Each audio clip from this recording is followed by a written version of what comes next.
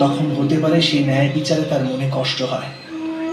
প্রশ্ন ওঠে তার হৃদয়ে যে যখন সে অপরাধ করেছিল তখন সে ভিন্ন ব্যক্তি ছিল, তারপর সে অনেক অনেক অনুতাপ করেছে, নিজেকে এত পরিবর্তন করেছে, তবু সে দণ্ড কেন পাবে?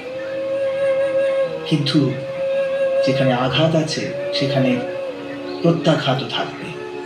যেমন কর্ম তেমনি ফল। যদি কাউকে স্নেহ দাও তবে সুখ লাভ হবে, যদি কাউকে হত্যা করো তবে মৃত্যুদণ্ড পাবে। যেমন কার্য তেমনি ন্যায় হয়। তবে কি প্রায়শ্চিত্ত বা অনুতাপের কোনো মূল্য নেই? আছে, অবশ্যই মূল্য আছে। প্রায়শ্চিত্ত অনুতাপ মানুষকে অন্তর থেকে বলবান করে তোলে, আসন্ন শাস্তিকে গ্রহণ করার জন্য মানুষকে প্রস্তুত করে। অর্থাৎ প্রায়শ্চিত্ত না করে দণ্ড স্বীকার করার কোনো মূল্য আছে? স্বয়ং বিচার করুন।